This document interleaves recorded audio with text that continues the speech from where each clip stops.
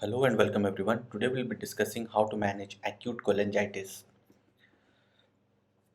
Acute cholangitis is a severe life-threatening inflammatory disease of the biliary duct caused by the biliary tract blockage, often by gallstones, leading to increased pressure and bacterial infection. So the main pathophysiological causes are the biliary tract obstruction, which impedes the normal biliary flow. So this results in bacterial overgrowth within the ducts. The symptoms are severe right upper quadrant pain, sometimes radiating to the back or the right shoulder. The patients may adopt a fetal position to elevate the discomfort. The urgent diagnosis is required adhering to the international guidelines, which are based on the Tokyo criteria. The treatment includes antibiotic for infection and procedures like endoscopic biliary drainage to relieve the obstruction. The complications and challenges. The antimicrobial resistance is a growing challenge in managing acute cholangitis, and the regular bile sampling has emerged as an important tool to choose the appropriate antibiotic and mitigate this resistance. So, coming to the pathophysiology, the gallstones are primarily classified as cholesterol or pigment, and the cholesterol gallstones are predominant in the Western population, according to almost 90 to 95% of the cases. Black pigmented stones typically develop in patients with chronic hemolytic disease or cirrhosis, whereas the brine pigmented ones are formed in main biliary duct. The risk factors are traditional risk factors being the 4F, that is female, fertile, overweight, that is fat, and 40 are long established risk factors. The recent research suggests fair skin might be an additional risk factor. Age, sex, and ethnicity. In the likelihood of gallstone formation increase after the age of 40, with 50% of the women over 70 develop cholesterol stones. Women are twice as likely to develop gallstones compared to the men due to the estrogen effect on the cholesterol metabolism. In the diet, the Western diet, which is high on the refined carbs and saturated fats, is strongly linked to cholesterol, gallstones. Diets rich in unsaturated fat, fiber, and fish oil are protective. The role of coffee and tea is controversial, but we will discuss this. Regarding the role of lipid profile, research is contradictory regarding the relationship between the lipid levels and the gallstone. Elevated cholesterol and hypertriglyceridemia are positively linked, while higher LDL levels are inversely related. In obesity is a significant increased risk factor with BMI more than 30 and BMI more than 45 in increasing the likelihood of stones. Rapid weight loss increases the gallstone formation, particularly in patients with post-bariatric surgery. The use of TPN can lead to gallstone formation within 3 to 4 months due to prolonged fasting. Prophylactic treatment may be considered in such cases, such as cholecystokinin stimulation. In the systemic conditions, diabetes mellitus is linked with this, and ileal diseases like Crohn's disease because of the impaired bile salt absorption, cirrhosis promotes the pigment gallstone formation, spinal cord injuries because of the mobility issues, celiac disease because of the inadequate gallbladder emptying, pregnancy because of the estrogen and the progesterone effect, especially in the third trimester, genetic susceptibility, genetic factors with specific genes like ABCB4, ABCG8, and UGT181 being commonly involved. Regarding the drug usage, somatostatin analogs, that is octreotide and ceftriaxones, are linked to gallstone formation due to impaired gallbladder emptying. Hormone replacement therapy is a risk factor, and lipid-lowering agents increase gallstone risks. The protective factors are physical activity, regular exercise, that is 30 minutes of endurance activity like running or cycling 5 times a day can reduce the incidence. Recreational activity, at least 2 to 4 hours per week, can lower the risk of cholecystectomy. The benefits are linked to increased bile salt excretion, improved gut motility, higher HDL levels, and better triglyceride levels. Coffee has a protective effect. 2 to 3 cups of regular coffee daily has been associated with a 40% reduction in the risk of developing other symptomatic gallstones. No protective effects have been observed with decaffeinated coffee.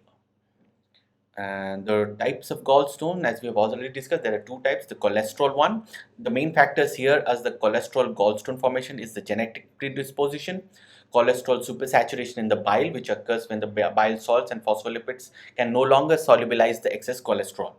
The impaired gallbladder mobility, cholesterol nucleation and crystallization, altered bile salt circulation, that is disruption of the normal hepatoenteric circulation of the bile salt increasing the risk of stone formation.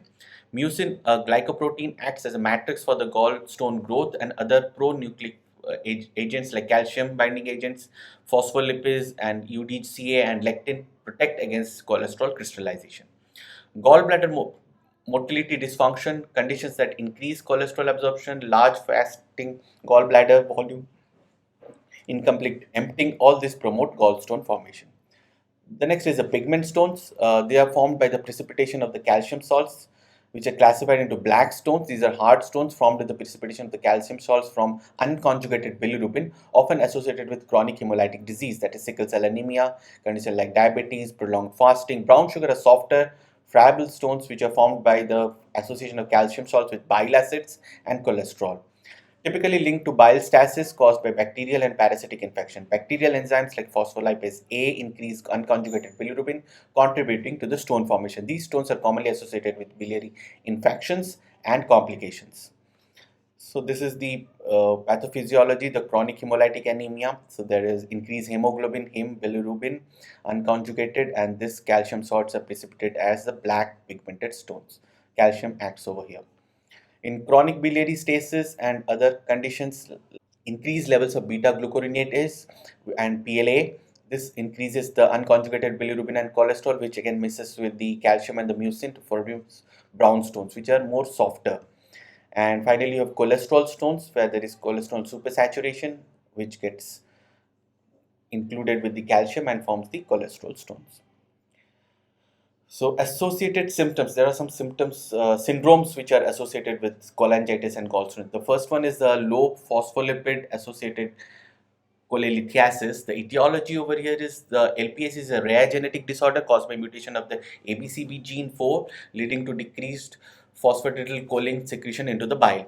Now, this results in formation of cholesterol crystals and gallstones in both gallbladder and intrahepatic bile ducts. The clinical features are typically before the age of 40. Recurrent bile colic, cholecystitis, pancreatitis, intrahepatic stones may also be visible. The diagnosis is done by at least two criteria, that is onset above the age of 40, recurrence of the symptoms, and intrahepatic stones. Genetic mutations, as we have already described, the treatment is ursodeoxycholic acid as a primary long-term treatment, which is effective in 94% of the cases. Cholecystectomy is recommended if the symptomatic stones are present. In case of symptomatic intrahepatic stones, biliary drainage and partial hepatectomy may be considered. Liver transplant is an option in extremely advanced liver diseases. The complications include chronic inflammation due to the prolonged presence of the stones, which can lead to secondary biliary cirrhosis, sclerosing cholangitis, and in rare cases it can lead to cholangiocarcinoma.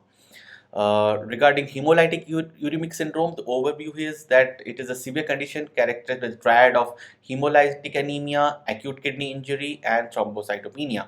It can be primarily infective or secondary due to some triggering agent. The pathophysiology is that in the context of gallstone disease, HUS can develop due to bacterial toxins released into the circulation due to the block. And these toxins can enter the bloodstream, causing damage to the red blood cell, kidney, and the platelets. So the early symptoms are the symptoms of acute cholangitis, that is acute abdominal pain, fever, and jaundice. As HUS progresses, you will get the symptoms which are dealing with the hemolytic anemia, thrombocytopenia, and acute kidney injury. And the diagnosis here requires high level of suspicion because you need to be really suspecting something like this to happen. The diagnostic tool include complete blood count, looking for anemia and thrombocytopenia, peripheral blood smear, looking for cystocytes, kidney function test to look for the renal impairment, test the Shiga toxin. Management will depend on the underlying cause, that is gallstone and cholangitis need to be addressed first. You need to support the other factors, anemia with transfusion, renal function with the dialysis, and closely monitor the electrolytes and fluids. Regarding the epidemiology of acute cholangitis, the incidence is it has increased due to improved diagnostic methods, aging population, and higher prevalence of gallstone and biliary procedures. In US, the annual incidence is around 12 to 35 cases per 1 lakh population. In Netherlands, it is around 28. So the incidence is higher in older patients, primarily due to the increased likelihood of gallstone disease and malignancies. Geographical variations, condition is more common in Western countries, especially Europe and US, because of their diet. And the obesity and metabolic syndrome is a factor which is associated with this. In the demographics, studies show a high incidence in males and older adults and individuals with compromised in immune system are also at high risk. But this study which showed that it is more in males is not something which is universally accepted. We still feel it is more in females because of their hormone effects. Invasive biliary procedures are more common nowadays, resulting in the infection, of course.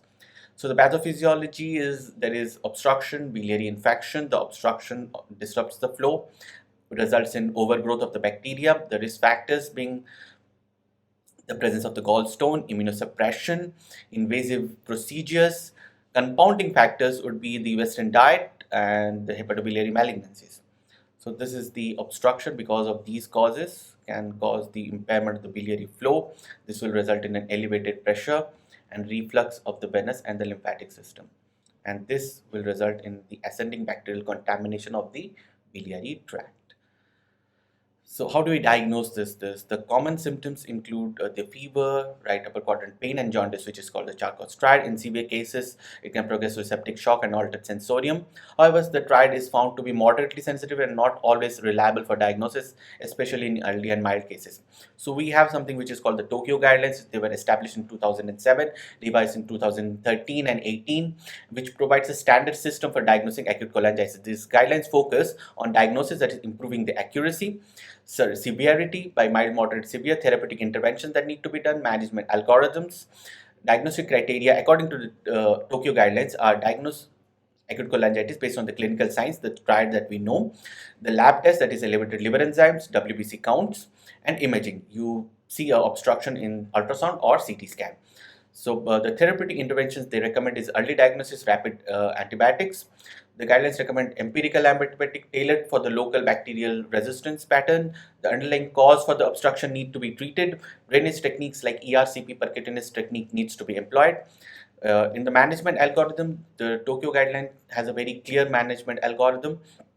First is diagnosis, then severity, then treatment, and then definitive treatment. The initial and the definitive. The criticism over here is the guidelines criticize for not fully addressing how the comorbidities are affecting the outcome, and the timing and the method of biliary drainage is not something which has been clearly focused on in the guidelines.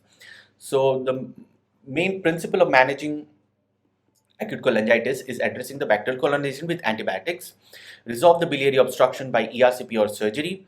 Initial management is supportive, and in this you start with the antibiotic therapy. The empirical antibiotics should be started, and the choice will be based on where you are getting that infection from and what organism you are suspecting. In the supportive care, you give fluids, electrolyte corrections, maintain the vitals, analgesia for the pain. In biliary drainage, we have various methods. For the urgent drainage, in mild cases, elective drainage can be done. In moderate cases, drainage within 24 to 48 hours is required. In severe cases, we have to do it immediately. Regarding how it is to be done, mostly it is ERCP. It is the preferred method, lower risk of complications. The success rate is around 98%, and it reduces the infection. Regarding the percutaneous transhepatic cholangiography, it is the second line. If the ERCP fails, the success rate is at around 90%, but it has complications like hemophilia and peritonitis. EUS guided biliary drainage, it is used when ERCP is not feasible. The techniques for the drainage include rendezvous technique, that is guide wire placed over the biliary duct to stent placement, EUS guided choledochostomy, that is direct stenting of the duodenum to the bile duct. You have surgical techniques that are done in extreme cases with high risk of complications. Regarding the complications, the mortality is around 50% and can be less than 10% also. This emergency surgery is required, then the mortality rises to around 30%. In overall, 30-day mortality is around 5%. Poor prognosis indicators are hypoalbuminemia, organ dysfunction, and common complications being biliary pancreatitis, liver abscess, endocarditis, other complications like portal venous thrombosis, liver failure, AKI, and bacteremia. In uncommon complications, we have the Mirizi syndrome, where the external compression of the common bile duct is occurring because of the gallstone. The symptoms are similar, and the diagnosis is already, we know all those things. The treatment will be cholecystectomy, which could be open or laparoscopic. The other complication is cholecystoenteric fistula. It's a rare complication where you find a fistula between the gallbladder and the GI tract. The incidence is around 3 to 5%, morely in elderly women. The diagnosis is the diagnostic techniques we have, and the treatment is, of course, the surgical closure of the fistula. Biliary ileus is a mechanical obstruction of the intestine because of the impacted gallstone. The incidence is very less, around 0.2 to 0.5%, again, more so in elderly. The symptoms are nausea, vomiting, abdominal distension. The treatment here would be enterolithotomy, that is stone removal, one-stage surgery, that is cholecystectomy with the fistula repair of the low risk patient, and two-stage surgery where there are persistence of the symptoms. Antibiotic resistance, as we have already discussed, is a common thing which has been seen in around 15% of the cases. It is growing because of the ESBLs, and the third generation cephalosporin resistance is rising.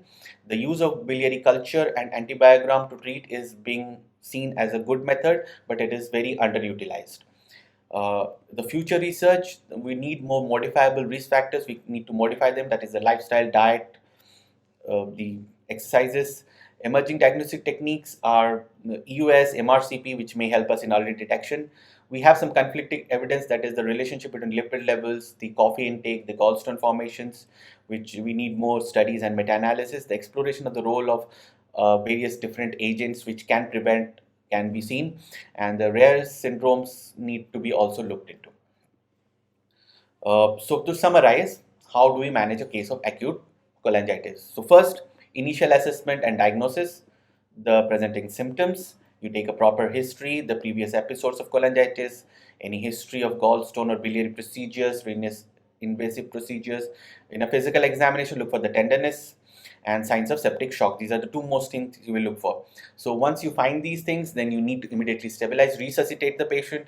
That means the patient is coming to the ICU, check for the hypertension, volume resuscitate the patient, correct the electrolytes, start oxygen and vasopressor therapy, analgesia for the pain, send lab tests, that is complete blood count, looking for the leukocytosis, liver function tests, renal function test, blood cultures, and procalcitonin may or may not be done. It's optional. Regarding the diagnostic imaging, ultrasound is the first and should be done. MR, CP, and CTM may be considered in some cases. Endoscopic ultrasound can be done in difficult cases.